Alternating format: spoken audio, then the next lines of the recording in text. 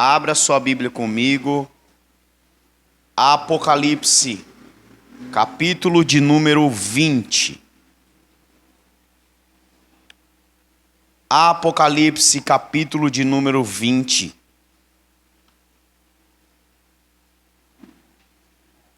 Versículo de número 15. E nós faremos a exposição dessa doutrina, a chamada doutrina do juízo final.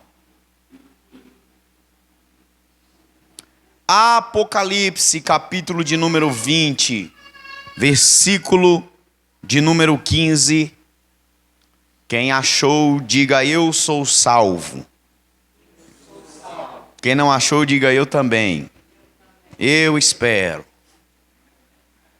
Último livro da Bíblia, Apocalipse, capítulo de número 20, versículo de número 15, vai nos dizer: e se alguém não foi achado inscrito no livro da vida, esse foi lançado para dentro do lago de fogo.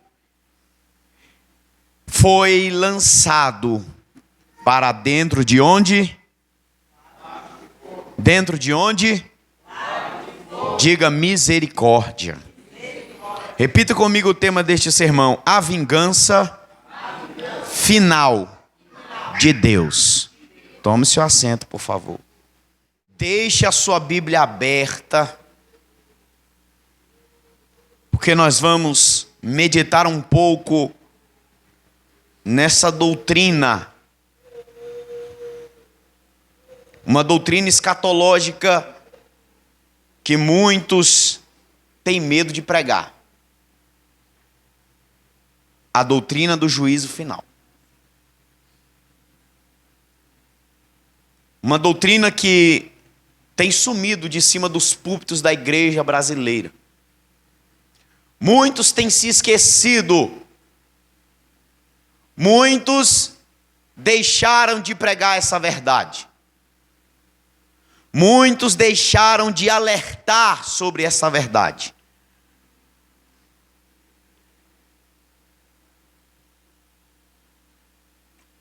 E se porventura alguém disser, mas pastor, o senhor prega duro. Não, eu só quero que você não vá para o inferno. Beatriz, eu só quero que a tua alma esteja com Cristo na eternidade. Diego, é por isso que eu falo isso aqui. Que eu quero que você esteja comigo debaixo da árvore da vida. Duro não é a pregação. Duro é viver no pecado. Duro é não se arrepender e ir para o inferno. Porque quando chegar lá, não tem mais volta. Quando receber a sentença, já era. Mas enquanto você ouve essa palavra, tem saída para você. Tem salvação e perdão para o pecado. Então, ouça nessa noite o que o Espírito diz à igreja.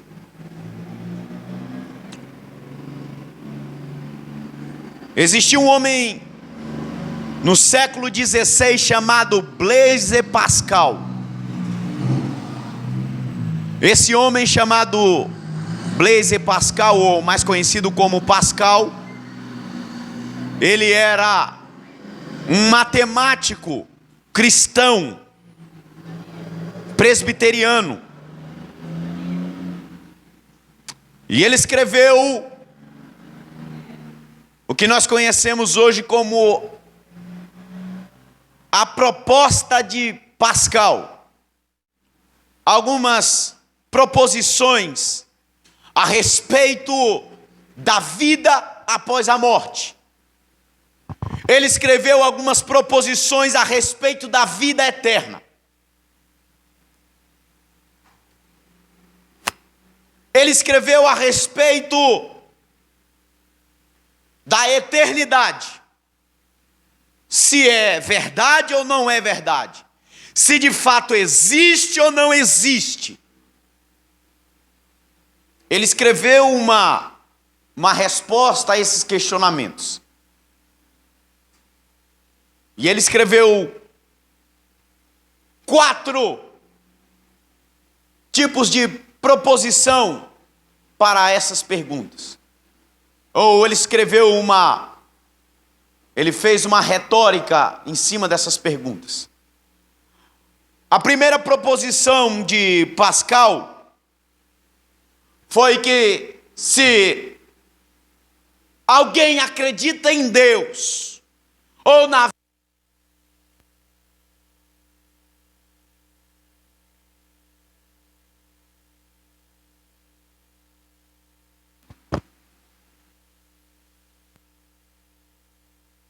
Oi. Esse alguém terá um ganho infinito. Se acredita em Deus e na vida eterna, terá um ganho, e se estiver certo, terá um ganho infinito. Se esse alguém acredita em Deus e na vida eterna, e estiver errado, ele terá uma perda finita. Ou seja, uma perda que morreu, acabou. Perdeu em acreditar. Mas após a morte não tem nada mesmo, então não perdeu nada. A terceira proposição dele é: se você ou se alguém não acredita em Deus e na vida eterna estiver certo, esse alguém terá um ganho finito. Ou seja, se um ateu, se um evolucionista, se um darwinista estiver certo, quando ele morrer, ele não ganha nada, porque morreu, acabou. Agora, a quarta proposição é a mais terrível. Se alguém acredita, ou se alguém não acredita em Deus, e nem na vida eterna, estiver errado, este alguém terá uma perda infinita. Resumindo, se esse alguém não crê nem em Deus e nem na vida eterna e estiver errado, na vida eterna ele padecerá.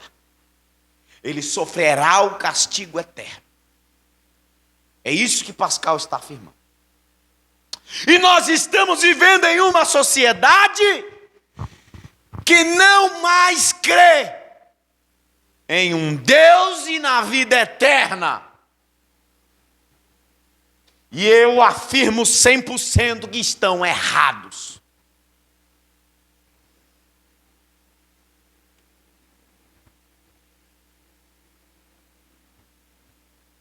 Quando João escreveu o livro do Apocalipse, ele estava preso numa ilha chamada Patmos.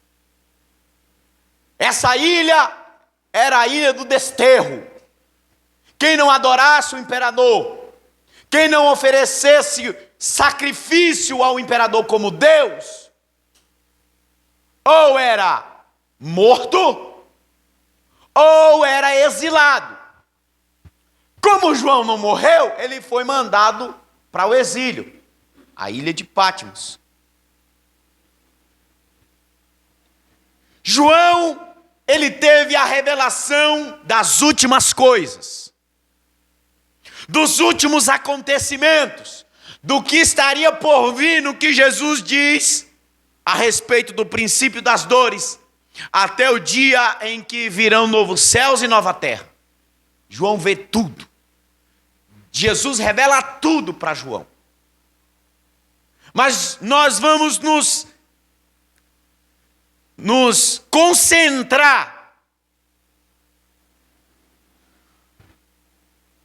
num episódio que João descreve, e que não só João descreve, mas os profetas descreveram, Jesus descreveu, os apóstolos descreveram a respeito desse episódio, que é o episódio chamado juízo final. É o episódio onde Deus pedirá conta de tudo aquilo que o homem faz sobre a terra. O episódio em que Deus está pedindo conta e o homem terá que prestar essa conta a Deus. João está descrevendo isso. Moisés vai dizer que esse dia é chamado de o dia da vingança de Deus. Em Deuteronômio 32, 35, Moisés diz: a mim pertence a vingança e todo tipo de pagamento. No tempo certo, os pés dessa gente começarão a escorregar. O dia da sua desgraça aproxima-se, rápido, ligeiro, célere, e seu próprio destino se apressa sobre eles. Então, Moisés está dizendo a respeito do grande dia da prestação de conta de todo aquele que ama e pratica o pecado e não se arrepende. Que tempo é esse? É o tempo antigo. E são os tempos de hoje. A época da civilização pós-moderna. A civilização da pós-modernidade. A era digital que nós estamos vivendo. Onde existem pessoas que zombam e escarnecem. Onde existem pessoas presunçosas e orgulhosas. Onde existem pessoas que se acham, como diz o ditado, o rei ou a rainha da cocada preta. Nós estamos vivendo nesse tempo. Nós estamos vivendo nessa geração. É uma geração que causa a ira em Deus, zombadores, profanos. É uma geração que ama e abraça o pecado com todas as forças. Paulo vai dizer o que causa a ira em Deus. Colossenses, capítulo 3, versículos 5 e 6, ele diz: sendo assim, fazei morrer tudo o que pertence à natureza terrena: imoralidade sexual, impureza, paixão, vontades más e ganância, que também é idolatria. É por causa dessas práticas malignas que vem a ira de Deus sobre os que vivem na desobediência. Então, o que causa a ira de Deus é o pecado, é a impudice, é a iniquidade. Causa a ira em Deus, causa o furor, a cólera de Deus. Isso causa a ira no Senhor. E como é que Deus executará essa justiça contra o pecado?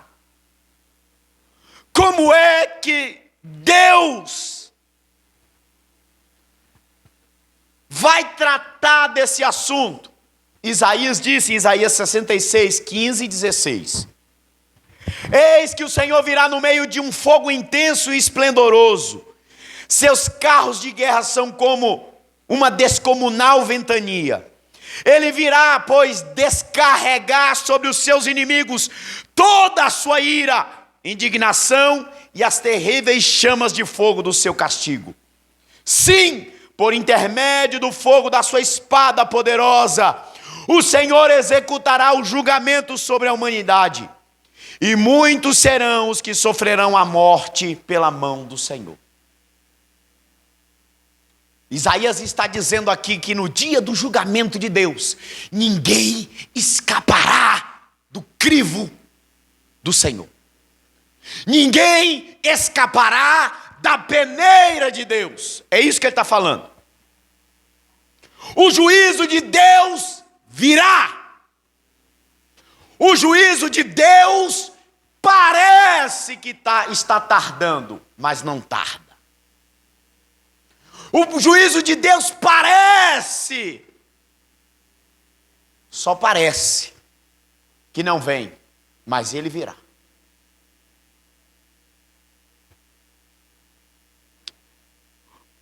Ouça essa história que eu vou lhes contar e nós entraremos agora no sermão.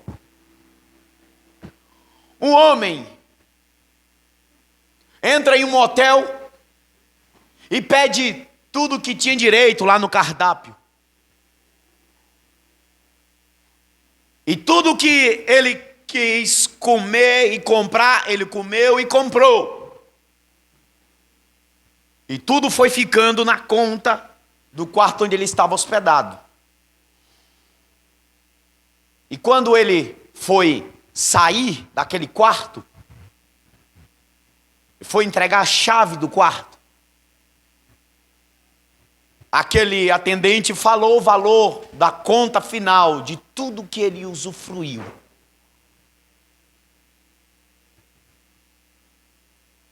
E aquele homem que usou aquele quarto e comprou e comeu tudo que ele queria, ele disse: mas eu não sabia que eu deveria pagar.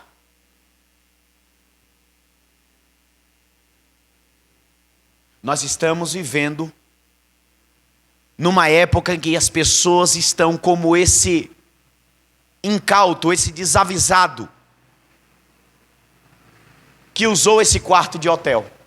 Eles comem, eles bebem, eles usam tudo que tem que usar, mas um dia a conta vai chegar.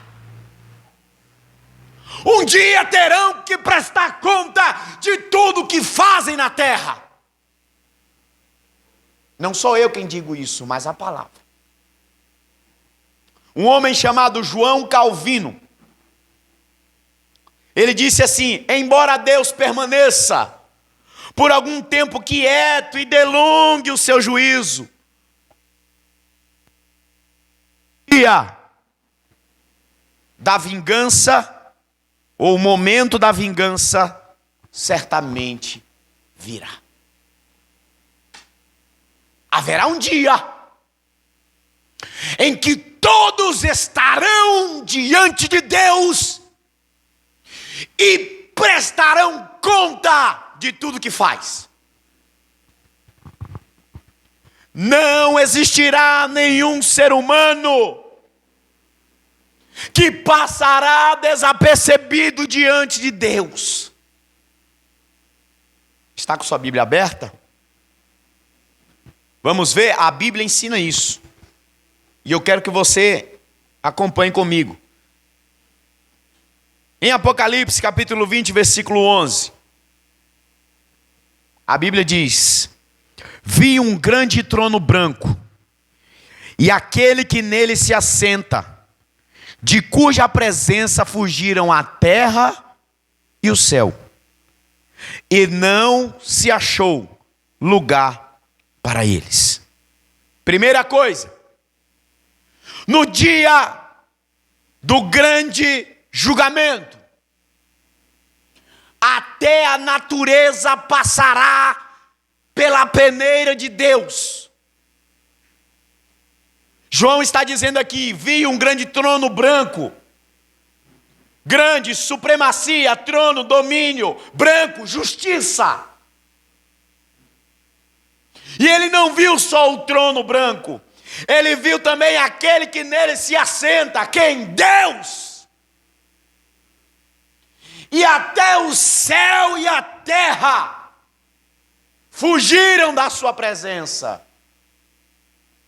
Até a natureza passará pelo julgamento de Deus no dia chamado juízo final. Olha o que a Bíblia diz, 2 Pedro 3, do 10 ao 12.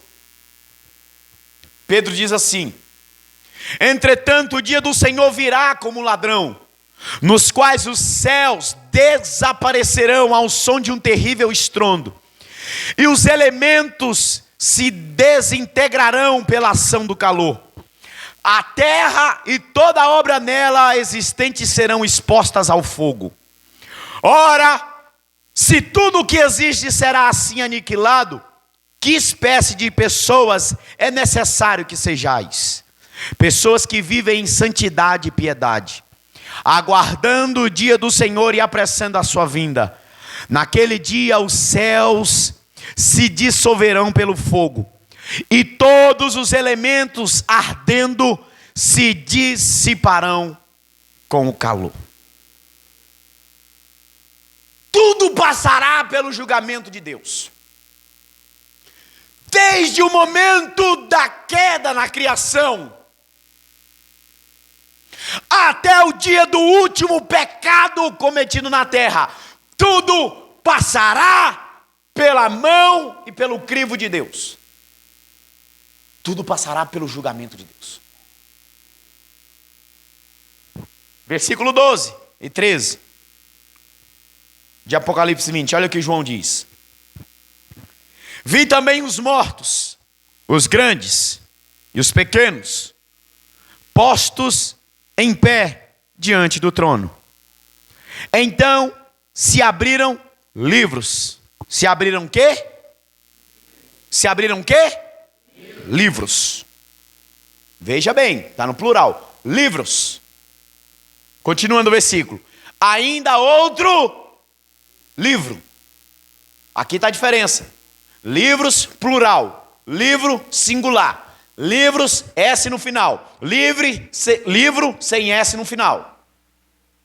E aí, João continua. O livro da vida foi aberto. E os mortos foram julgados, segundo as suas obras, conforme o que se achava escrito nos livros. Deu o mar os mortos que nele estavam. A morte e o além, na sua tradução deve estar inferno, é a mesma coisa. Entregarão os mortos que neles havia, e foram julgados um por um, segundo as suas obras. Então preste atenção nisso que eu vou lhes dizer. O que João está relatando aqui sobre o dia do juízo final é que não só a natureza passará pelo crivo do julgamento divino,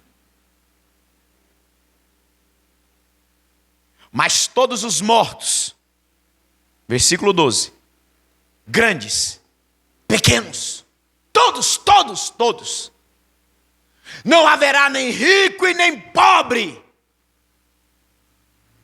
nem servo e nem livre, nem senhor nem escravo, todos passarão pelo julgamento de Deus. Será um dia onde Hitler estará lá, Michael Jackson estará lá, Elvis Presley estará lá, os ditadores Lenin, Stalin, Mussolini estarão lá, você estará lá, eu estarei lá, nós estaremos lá naquele dia. Todos serão postos em pé diante do trono. E ele diz mais: então se abriram os livros. Quando João está dizendo os mortos, ele está dizendo aqueles que não fizeram parte da primeira ressurreição, aqueles que não ressuscitaram para estar com Cristo. A segunda ressurreição será para condenação, porque existem duas ressurreições. A primeira, glorificação eterna. A segunda, vergonha eterna. A primeira ressurreição estará com Cristo para sempre. A segunda ressurreição estará longe de Cristo para sempre. É isso que João está dizendo aqui. Os mortos, eles foram ressuscitados para serem julgados. Estarão lá, diante do trono. Estarão de pé diante de Deus. Daniel disse isso em Daniel 7:10.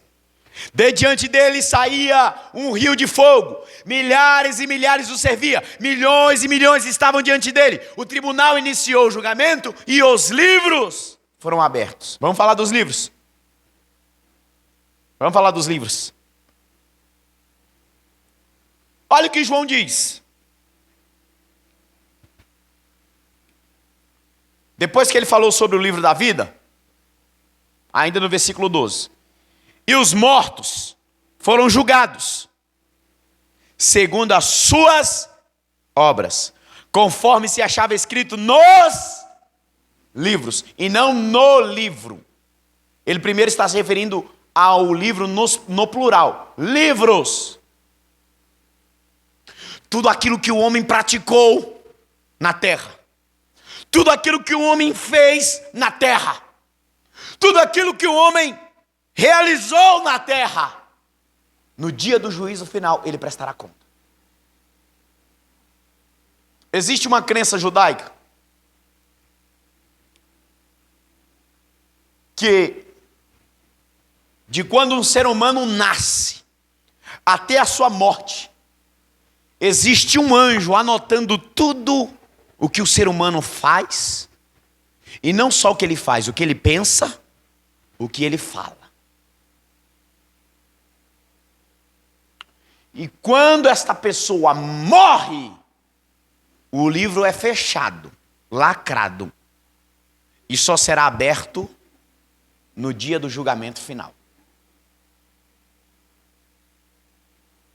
Por isso que João está dizendo, e foram julgados segundo as suas obras, conforme se achava escrito nos livros.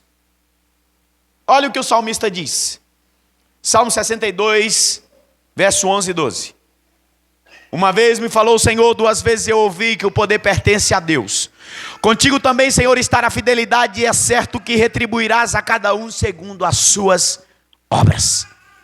Romanos 2, do 6 ao 8 e o 16 diz assim: porque Deus retribuirá a cada um segundo as suas obras.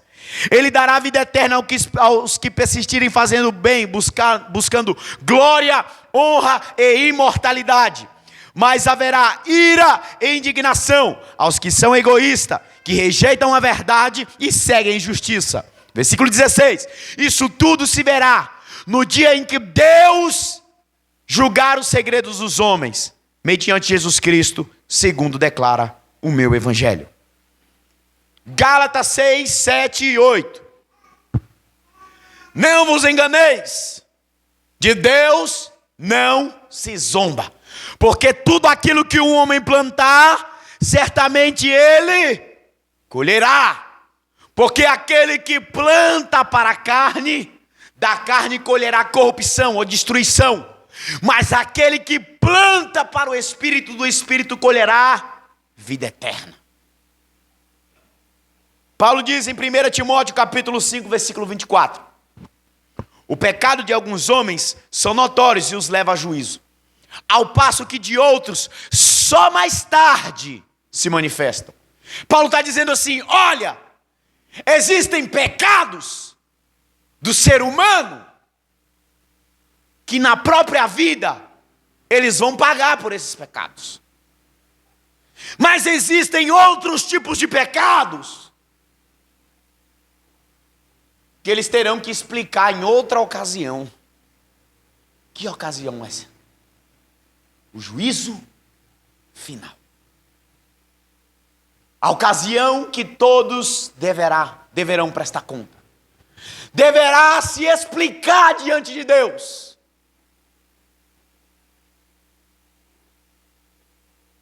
E não só isso. O problema não é só o que nós praticamos. O problema é o que falamos. Não sou eu quem digo isso. Foi Jesus que falou. Vamos lá. Mateus 12, 36 e 37. Mas eu vos digo que toda palavra ociosa que os homens disserem, hão de dar conta no dia do juízo, porque pelas tuas palavras serás justificado, e pelas tuas palavras serás condenado. O que você tem feito? Você acha que está fazendo escondido de mim, do pastor? Mas existem olhos que estão te vendo. E tudo está sendo registrado. Para que um dia você preste conta a Deus. Não pense que você esconde as tuas ações de homem. Porque existem olhos. Hebreus 4:13. Olhos que estão sobre nós, a quem nós devemos prestar contas.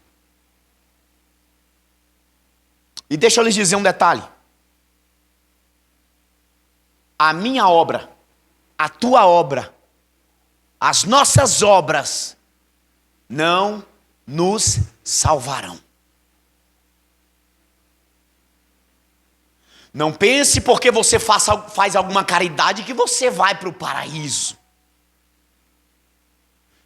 Paulo diz, Efésios 2:8, pela graça sois salvos mediante a fé. Isto não vem de vós, é dom de Deus, não por obras, para que ninguém se glorie. Você pode ser a pessoa mais bondosa do mundo, mas se não for justificado por Cristo, não receberá a absolvição da condenação eterna. Você pode fazer a maior caridade do mundo. Isso não é um passaporte para ter alegria eterna. Você pode ser a pessoa mais bondosa do mundo, isso não quer dizer nada. A nossa justiça diante de Deus, como diz Isaías, é como um trapo de imundícia. Para você entender, a nossa justiça diante de Deus, vou colocar um português aqui mais rasgado, como diz, é como um absorvente usado. Tem algum valor? Sim ou não? Assim é a nossa justiça diante de Deus. A tua justiça, a minha justiça diante de Deus não quer dizer nada. A única justiça que nos leva para a vida eterna é mediante Cristo Jesus só. Você não alcançará a vida eterna fora de Cristo. Você não alcançará a salvação sem Cristo.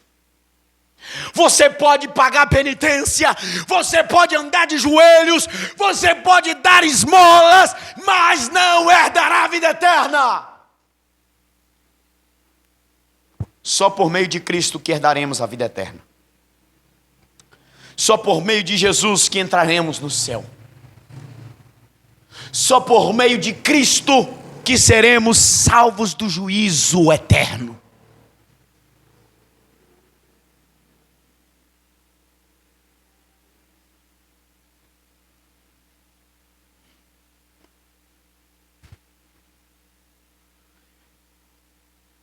Além das obras, o homem prestará conta de tudo aquilo que ele fala. Toda palavra maldita, você prestará conta. Toda palavra mal falada, prestará conta.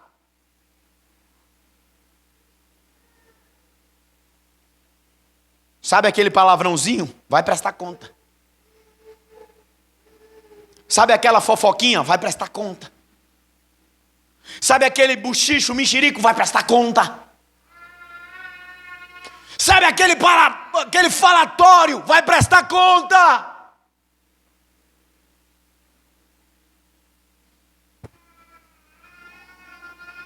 Pelas obras, ninguém será justificado. Vamos imaginar aqui. Quando chegar diante de Deus, vai falar o quê? Se as obras não salvam. Vai falar o quê? Ah, Deus, não, mas era assim, sabe? não vai ter o que falar.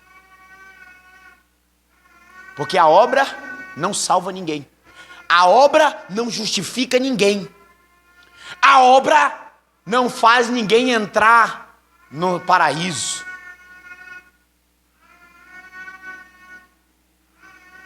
As obras não salvam, mas as obras condenam.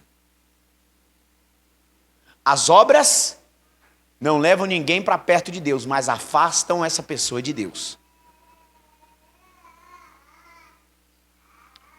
Quais são estas obras? O pecado. Paulo disse em Gálatas 5 que existe uma guerra todos os dias. A guerra da carne contra o espírito. O espírito contra a carne. A carne quer fazer as obras. E o espírito quer que produza frutos. Estas obras da carne levará muita gente para o inferno. Fará muita gente ouvir: apartai-vos de mim, vós que praticais a iniquidade.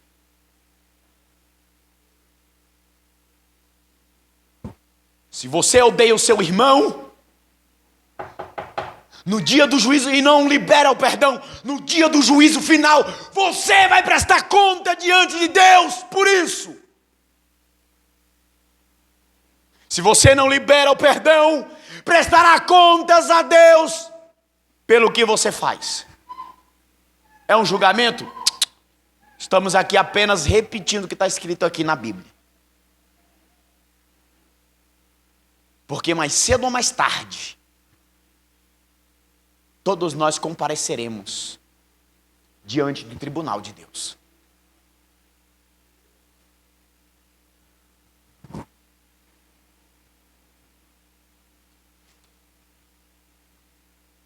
Então todos estarão lá.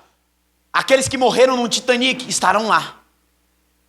Porque a morte, ou melhor, o mar entregará todos que morreram afogados. Todos estarão lá. Ninguém será indesculpável no dia do julgamento de Deus. Vamos lá, versículo 14. Então a morte e o inferno foram lançados para dentro do lago de fogo. Esta é a segunda morte. Lembra que eu disse que existem o quê? Duas ressurreições. A primeira é estar com Cristo. A segunda, separado de Cristo. A primeira morte, quem sofre a primeira morte, que é a morte física, e morre com Cristo, ele fará parte da primeira ressurreição. Mas na primeira morte, quem morre sem Cristo, sofrerá a segunda morte, o afastamento eterno de Deus. Aquele que não confessa a Cristo como Senhor, que não abandona o pecado, que não abandona as práticas, que não abandona o erro, sofrerá a segunda morte. O afastamento eterno de Deus, biblicamente, chama-se a segunda morte. Deus não quer que você sofra a segunda morte. Deus não quer que você padeça a segunda morte. Eu não quero que você sofra a segunda morte. Mas para isso é necessário arrepender-se do pecado. Até a morte será julgada no dia do tribunal de Deus. Até a morte passará pelo juízo final. Até o inferno será julgado. Quando João está dizendo aqui o inferno, são todos os espíritos malignos que estão aprisionados no Tártaro, como diz em 2 Pedro. Que estão lá presos para o dia do juízo final. Todos os demônios que lá no dia da grande rebelião, lá no céu, e quando Satanás, o dragão, a antiga serpente, com a sua cauda arrastou até essa parte, toda aquela hoste espiritual da maldade que está presa nas cadeias abismais eternas, passarão pela condenação eterna. Não existirá nenhum ser que não passará pelo crivo do juízo de Deus. E o versículo 15, último. E se alguém não foi achado inscrito no livro da vida, esse foi lançado para dentro do lago de fogo. Nós lemos aqui no versículo 12, que ele citou os livros e depois falou o livro. Os livros é referente às obras, às palavras, os pensamentos, os livros. Os livros das ações humanas. Os livros que possuem um registro daquele que não quer ser justificado pelo sangue de Cristo. Quem não for justificado pelo sangue, terá que se justificar diante do juiz todo-poderoso. E quem é que consegue se justificar sozinho, sem Cristo? Quem consegue? Eu consigo? Você consegue? Algum diplomata consegue? O melhor advogado consegue? No dia do juízo de Deus não haverá advogado. No dia do juízo final não verá quem nos defenda. Não verá quem absolva do pecado. Não haverá. O momento de ser absolvido é agora, é hoje, é em vida, porque haverá um dia em que ninguém nos defenderá, se não nos arrependermos hoje.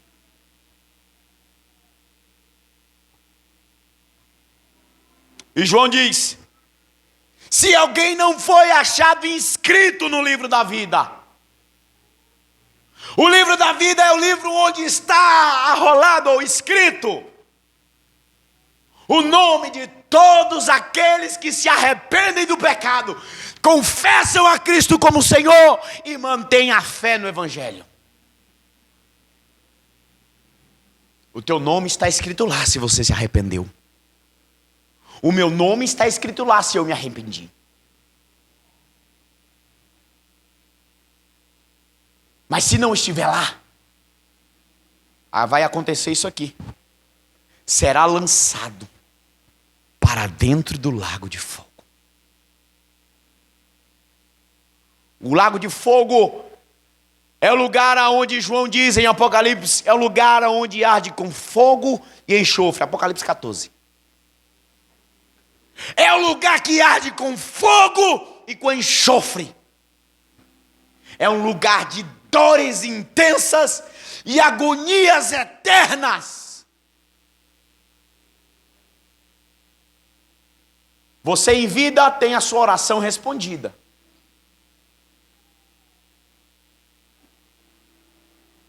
Aqui você ora. Lá no inferno também tem pessoas que oram. Mas a diferença dessas almas que estão lá, para você, para mim, para nós, a nossa oração é respondida, a deles não. E qual é a oração de quem está apartado de Deus para sempre? Senhor, me socorre. Me ajuda, porque agora eu vou dar crédito na tua palavra. Tarde demais. Passou a sua oportunidade e você não aproveitou. É só ler lá depois, Lucas 16, quando Jesus está falando a respeito do rico e o Lázaro. Quando ele está lá atormentado na chama, ele está clamando, ele está orando, ele está lá no seu suplício eterno, pedindo por misericórdia, mas não tem mais salvação. Porque lá no inferno é o lugar onde Deus descarrega a sua ira contra o pecado. E quem ama e pratica o pecado e não se arrepende, também sofrerá o castigo eterno. Não é só 500 anos e 1000 anos, como nós falamos aqui no sermão passado, e você lembra disso. O castigo será eterno. O fogo será eterno. A justiça de Deus contra o pecado será eterna. Ou será que você quer ser como a quarta proposta de Blaise Pascal? Você não quer acreditar em Deus e nem na vida eterna e estiver errado. E terá uma perda infinita. Será que você quer fazer parte disso? Será que você quer ser como esses daqui, que não estão inscritos no livro da vida? Ou será que você quer ser daqueles que fazem parte, que ouviram: vinde benditos de meu Pai, entrai-vos na posse do reino que está preparado para vós desde a fundação do mundo?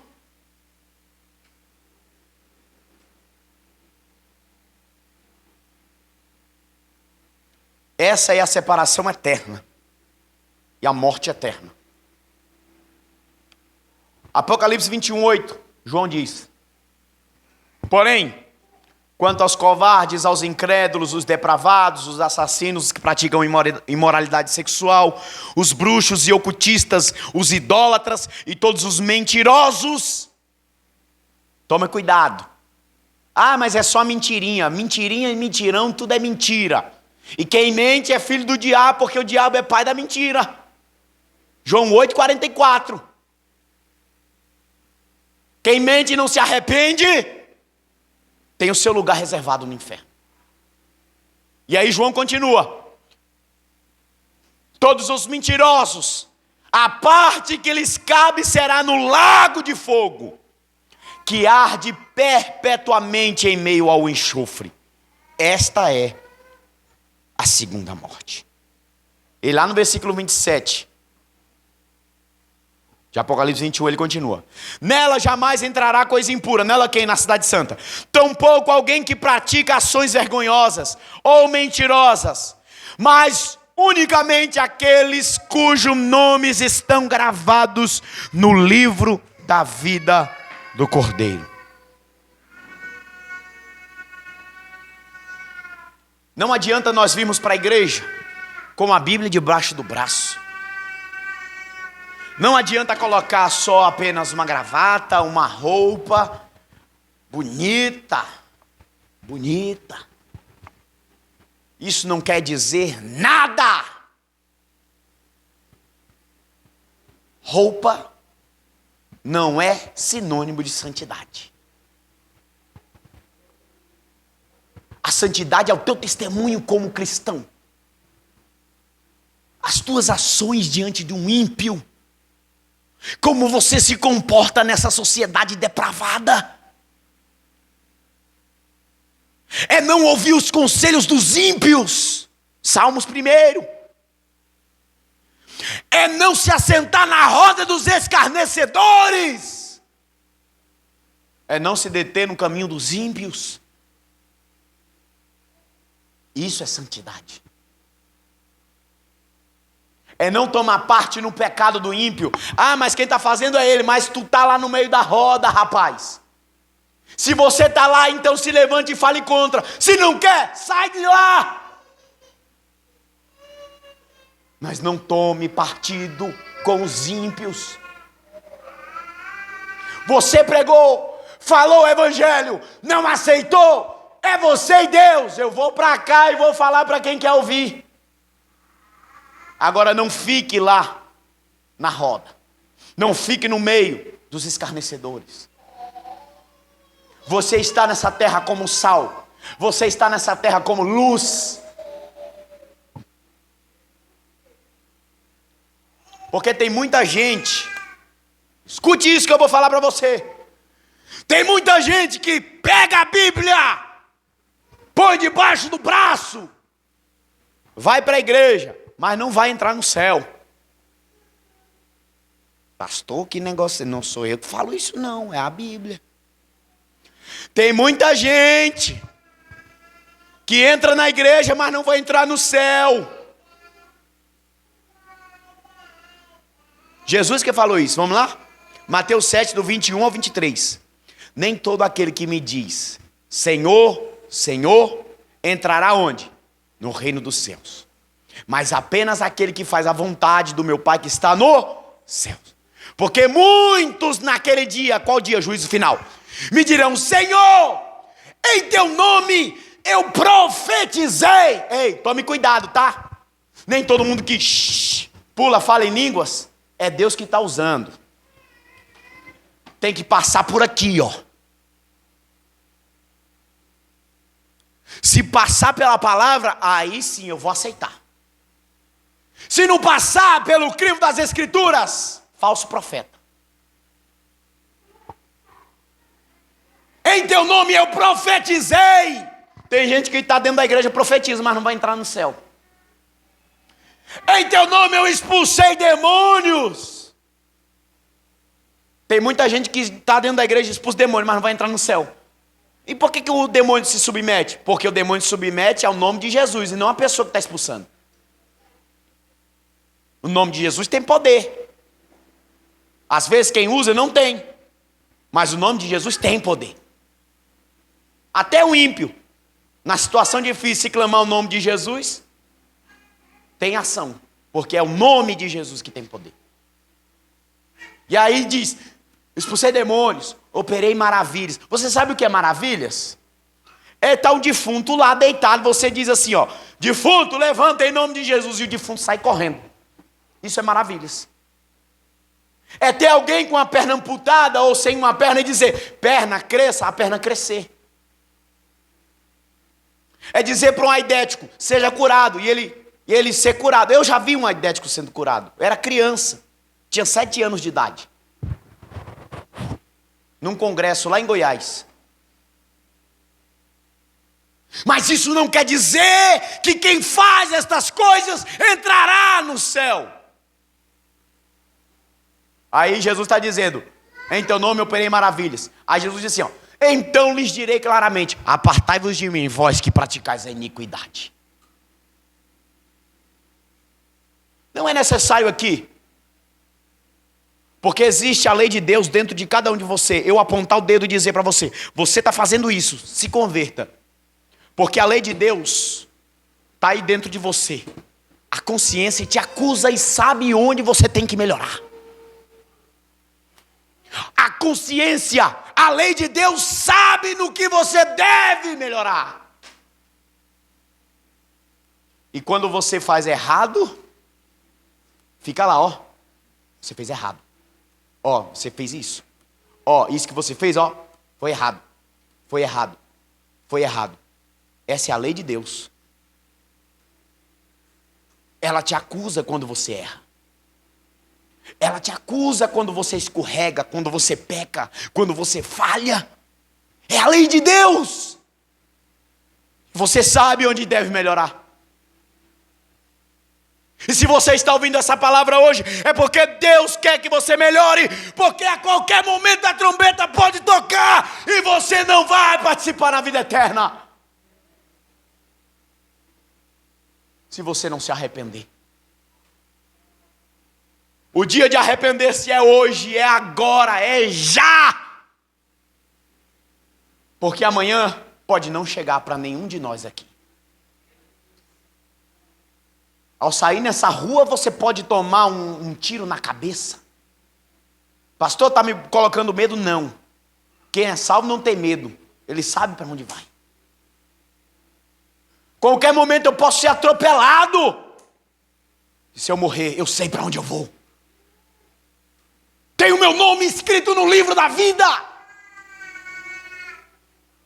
Essa é a certeza que a Bíblia nos dá. Essa é a garantia que o Evangelho nos dá. Se estamos vivos, é com Cristo. Se morrermos, melhor ainda. Porque estaremos com Ele para sempre. Curve a sua cabeça, por favor.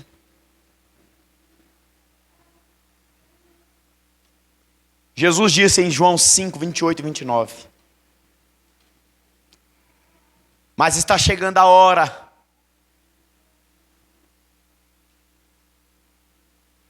E ela já está vindo. Dos que dormem no pó da terra, ressuscitarão.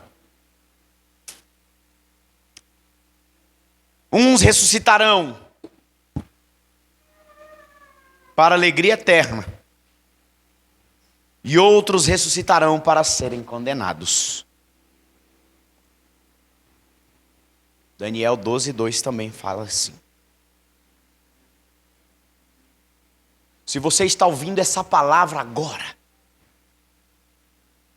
é porque o Senhor te ama. Não quer que você vá para o inferno. É porque Ele não quer que você receba a condenação eterna. Se você está ouvindo essa palavra agora, é porque o Senhor te chama para o verdadeiro arrependimento.